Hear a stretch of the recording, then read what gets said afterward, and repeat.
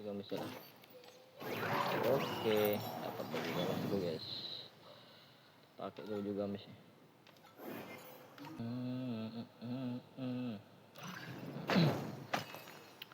Baju gamis dulu, kita pakai baju gamis.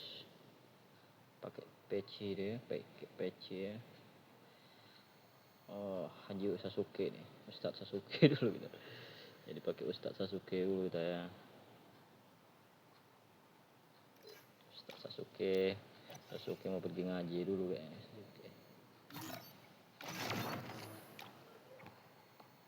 Oh, dapat ini juga tadi ya. Lumayan ya.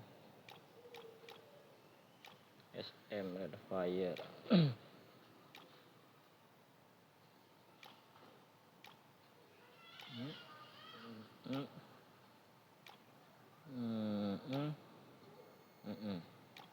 Lemek magazine fire aja lah. Inilah ya yang incu nomor 1. Nah, penghabisan aja lah nih, penghabisan nih. Tapi kita dapat tasnya, mantap ya tasnya. Oh, suara nih Bang Eno. Oke. Siap bos.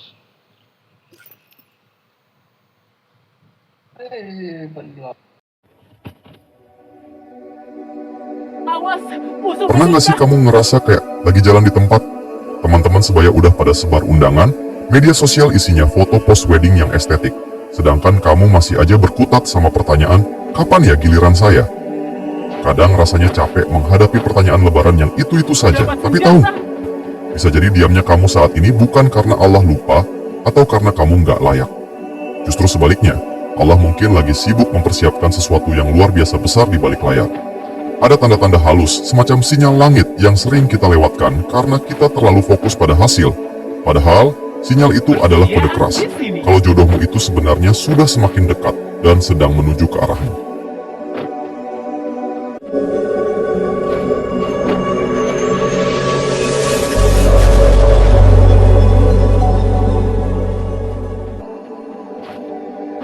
Assalamualaikum warahmatullahi wabarakatuh. Selamat datang kembali di kanal kita, tempat kita ngobrol santai tapi berisi tentang perjalanan iman dan lika-liku kehidupan dewasa.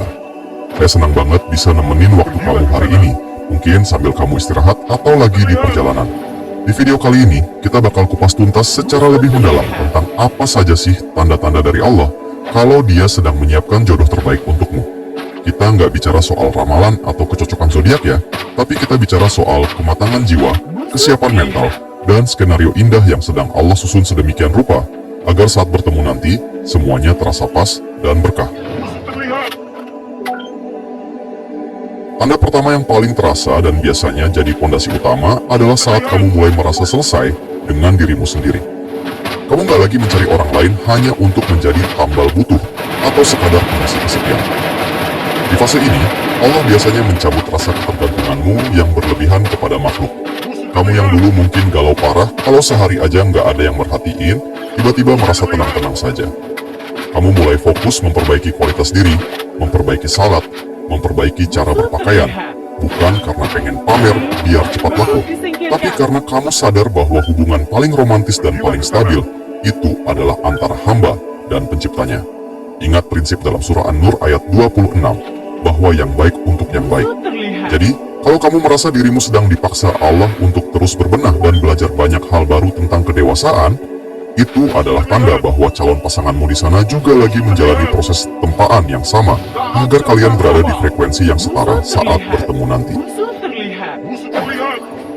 Selanjutnya, tanda yang seringkali terasa agak menyakitkan tapi sebenarnya adalah bentuk kasih sayang Allah, yaitu adanya pembersihan besar-besaran di lingkaran pertemanan atau lingkunganmu. Kamu mungkin merasa belakangan ini banyak orang yang menjauh, atau hubungan yang selama ini kamu perjuangkan tiba-tiba kandas begitu saja tanpa alasan yang jelas. Rasanya mungkin kayak patah hati hebat, tapi coba lihat dari sudut pandang lain. Allah sengaja mematahkan hatimu dari orang yang salah, supaya ada ruang kosong yang bersih untuk orang yang benar. Allah nggak mau kamu membangun rumah di atas fondasi yang rapuh. Kalau belakangan ini kamu merasa banyak pintu yang tertutup rapat, meskipun kamu sudah berusaha membukanya, Jangan gedor pintu itu lagi sampai tanganmu berdarah. Allah cuma pengen kamu balik badan, tarik napas dalam-dalam, dan lihat ada pintu lain yang jauh lebih berkah yang sudah Dia siapkan kuncinya untukmu. Di titik ini, kamu juga bakal merasakan perubahan keinginan yang drastis. Kamu mulai merasa pengen banget menjaga kehormatan dan privasi. Ada rasa malu yang lebih besar dari biasanya. Ada keinginan kuat untuk nggak lagi main-main dalam hubungan yang nggak jelas ujungnya. Kamu mulai merasa lelah dengan konsep pacaran yang cuman buang-buang waktu dan energi emosional. Fokusmu bergeser total, bukan lagi tentang siapa yang paling ganteng atau cantik, tapi siapa yang bisa diajak satu visi untuk membangun rumah tangga yang membawa ke surga. Kalau frekuensi pikiranmu sudah sampai di tahap sedalam ini, artinya kedewasaanmu sudah matang.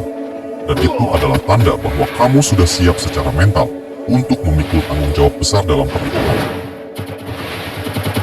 Satu tanda lagi yang sangat unik adalah adanya kemudahan-kemudahan yang enggak masuk akal. Kadang jalannya bukan lewat perkenalan formal yang kaku, tapi lewat kejadian-kejadian yang enggak terduga.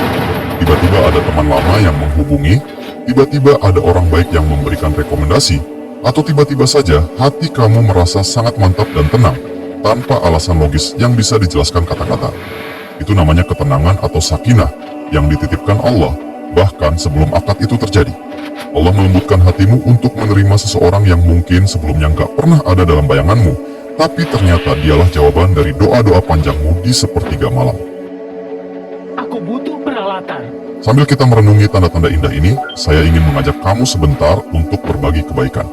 Kalau kamu merasa pembahasan kita hari ini memberikan ketenangan atau sudut pandang baru buat kamu, boleh banget dong klik tombol jempol ke atasnya sebagai bentuk dukungan. Kamu juga bisa bagikan video ini ke teman, sahabat, atau grup keluarga yang mungkin saat ini lagi merasa putus asa atau galau soal jodoh. Dan kalau kamu ingin terus mendapatkan asupan konten positif yang mendukung pertumbuhan dirimu sebagai orang dewasa yang lebih bijak, pastikan tombol subscribe-nya sudah diklik ya. Mari kita bangun komunitas yang saling menguatkan di sini. Persediaan di sini. Aku mau. Intinya, perjalanan menuju jodoh itu sebenarnya bukan soal balapan siapa yang paling cepat sampai di pelaminan. Pernikahan itu bukan garis finish, tapi garis start dari perjuangan yang lebih panjang lagi. Allah itu maha tahu kapan kita benar-benar siap secara mental, finansial, dan yang paling penting, secara spiritual. Jangan terlalu terobsesi dengan pertanyaan kapan dia akan datang. Tapi, fokuslah sepenuhnya pada siapa diri kita saat dia datang nanti. Apakah kita sudah menjadi versi terbaik dari diri kita sendiri? Teruslah berprasangka baik sama Allah, karena skenarionya nggak pernah gagal bikin hambanya sujud syukur dan menangis bahagia di akhir cerita. Percayalah, penantianmu yang panjang ini akan dibayar tunai dengan pertemuan yang paling indah. Terima kasih banyak sudah menyimak obrolan kita dari awal sampai akhir. Semoga Allah segera mempertemukanmu dengan Ia yang namanya sudah tertulis rapi di Lauhul Mahfudz sebagai pelengkap agamamu. Sampai ketemu di video berikutnya dengan bahasan yang gak kalah seru dan mendalam. Wassalamualaikum warahmatullahi wabarakatuh.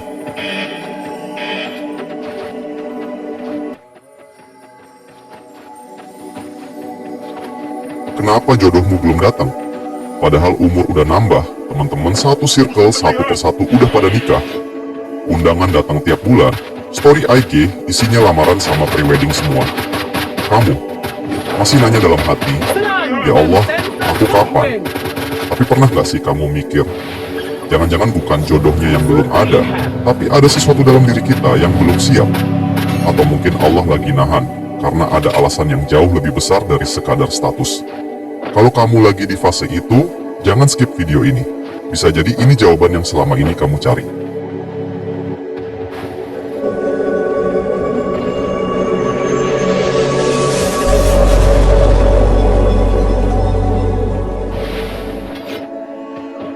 Assalamualaikum warahmatullahi wabarakatuh.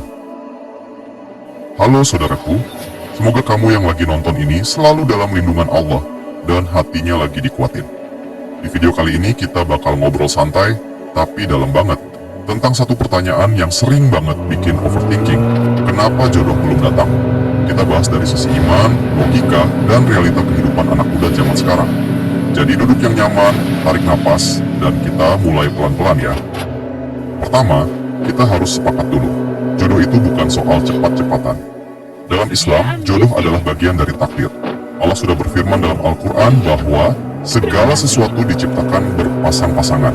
Artinya, secara konsep, pasangan itu ada. Tapi kapan waktunya, dengan siapa tepatnya, dan dalam kondisi seperti apa, itu wilayah Allah. Kita sering lupa satu hal, takdir itu bukan cuma tentang apa, tapi juga tentang kapan. Masalahnya, kita hidup di era yang serba instan. Mau makan tinggal order, mau belanja tinggal klik, mau kenalan tinggal swipe. Jadi, tanpa sadar, kita ngerasa jodoh juga harusnya bisa secepat itu. Padahal, pernikahan bukan kayak check out di marketplace. Ini soal hidup seumur hidup. Sebab pertama kenapa jodoh belum datang, bisa jadi kamu masih Allah siapkan. Kadang kita fokus banget nyari orang yang baik, tapi lupa nanya ke diri sendiri. Aku sendiri udah baik belum? Kita pengen pasangan yang syalih atau syalihah, tapi salat masih bolong. Pengen pasangan yang sabar, tapi kita sendiri emosinya kayak roller coaster. Pengen pasangan yang dewasa, tapi tiap ada masalah kaburnya ke story, bukan ke sajadah. Allah itu maha adil. Kalau kamu minta pasangan yang berkualitas, maka Allah akan bentuk kamu dulu jadi pribadi yang berkualitas. Proses itu nggak enak. Kadang lewat patah hati, kadang lewat ditinggal, kadang lewat penolakan. Tapi semua itu bukan buat nyakitin kamu, tapi buat nge-upgrade kamu. Ada zipline di sini. Sebab kedua, bisa jadi kamu terlalu fokus pada standar, bukan pada kesiapan. Standar itu boleh, punya kriteria itu wajar. Tapi kalau list kamu panjang banget, sampai lebih cocok jadi deskripsi casting film, mungkin yang perlu dievaluasi bukan jodohnya, tapi ekspektasinya. Dalam Islam, yang paling utama itu agama dan akhlaknya. Fisik bisa berubah, harta bisa naik turun, popularitas bisa hilang, tapi iman dan akhlak itu fondasi. Kadang jodoh belum datang bukan karena nggak ada yang mau, tapi karena kamu nunggu yang sempurna. Padahal yang sempurna cuma Allah. Semua manusia pasti ada kurangnya. Pergilah ke sana. Sebab ketiga, kamu masih sibuk ngejar validasi, bukan visi. Tidak ada target dalam jangkauan. Jujur aja, berapa banyak yang pengen nikah bukan karena siap ibadah lebih lama, tapi karena capek ditanya, kapan? Atau karena nggak mau kalah sama teman. Kalau motivasinya cuma biar kelihatan laku, itu bahaya. Pernikahan itu bukan ajang pembuktian, itu ibadah panjang. Allah tahu isi hati. Kalau niatnya belum lurus, bisa jadi Allah tahan dulu. Karena pernikahan dengan niat yang salah, bisa jadi sumber luka yang panjang. Di sini. Sebab Aku mau. keempat, Makasih. Allah lagi jagain kamu dari orang yang salah. Ini yang paling sering nggak kita sadari. Kita nangis karena ditinggal, padahal bisa jadi itu bentuk perlindungan. Kita kecewa karena nggak jadi nikah, padahal mungkin kalau lanjut justru lebih hancur. Allah maha mengetahui, kita nggak. Kadang yang kita sebut gagal itu sebenarnya diselamatkan. Tapi karena kita cuma lihat sekarang, bukan 5 atau 10 tahun ke depan, kita pikir Allah nggak adil. Padahal justru sebaliknya. Sebab kelima, kamu belum benar-benar menyerahkan pada Allah. Kita bilangnya tawakal, tapi hati masih maksa. Kita doa minta jodoh terbaik, tapi dalam kepala udah nyebut satu nama. Kita bilang, terserah Allah. Tapi kalau bukan dia, kita marah. Itu bukan tawakal, itu negosiasi. Tawakal itu setelah usaha maksimal, lalu hati tenang dengan apapun hasilnya. Kalau memang dia jodohmu, sejauh apapun jaraknya akan didekatkan. Kalau bukan, sedekat apapun usahamu akan dijauhkan. Tidak ada target dalam jangkauan. Sekarang kita masuk ke hal yang lebih praktis. Jadi harus ngapain dong biar jodoh mendekat? Pertama, perbaiki hubungan dengan Allah. Jangan cuma rajin doa minta jodoh, tapi jauh dari yang punya jodoh. Salat diperbaiki, Quran didekati, istighfar diperbanyak. Karena hati yang dekat dengan Allah lebih mudah dipertemukan dengan takdir yang baik. Kedua, perbaiki diri secara nyata. Upgrade skill, perbaiki komunikasi, belajar ngatur emosi, belajar tanggung Tidak jawab. ada target dalam Nikah itu jangkauan. bukan cuma soal cinta, tapi soal komitmen, finansial, mental, dan spiritual. Jangan cuma siap foto prewedding, tapi nggak siap diskusi soal masalah. Ketiga, perluas lingkungan dengan cara yang halal dan sehat. Ikut kajian, komunitas positif, kegiatan sosial. Jangan cuma nunggu di kamar sambil berharap jodoh jatuh dari plafon. Rezeki termasuk jodoh, biasanya Allah kasih lewat pertemuan. Keempat, luruskan niat. Nikah itu buat ibadah, bukan pelarian dari kesepian. Kalau kamu masih kesepian banget sendirian, kemungkinan besar nanti pun akan tetap merasa kosong meski sudah berdua. Karena yang bisa benar-benar menenangkan hati itu Allah, bukan pasangan. Dan satu hal yang penting banget, jangan merasa kamu tertinggal. Setiap orang punya timeline masing-masing. Ada yang nikah umur 23, ada yang 35, ada yang cepat dapat anak, ada yang menunggu. Hidup bukan lomba lari, ini perjalanan. Fokus pada jalurmu. Kalau sekarang kamu masih sendiri, bukan berarti kamu kurang. Bisa jadi justru Allah lagi kasih kamu waktu buat tumbuh tanpa distraksi. Waktu buat memperbaiki luka lama. Waktu buat belajar mencintai diri sendiri dengan cara yang sehat. Ingat, status lajang bukan aib. Yang aib itu kalau jauh dari Allah. Jadi jangan minder, jangan insecure, jangan ngerasa gagal cuman karena belum pakai cincin. Saudaraku, kalau kamu merasa video ini relate banget sama hidup kamu, boleh banget tulis di kolom komentar. Kamu lagi di fase apa sekarang? Lagi nunggu, lagi memperbaiki diri, atau lagi belajar ikhlas? Jangan lupa juga tekan like dan subscribe, biar kita bisa terus ngobrol hal-hal yang bikin hati lebih tenang dan iman lebih kuat.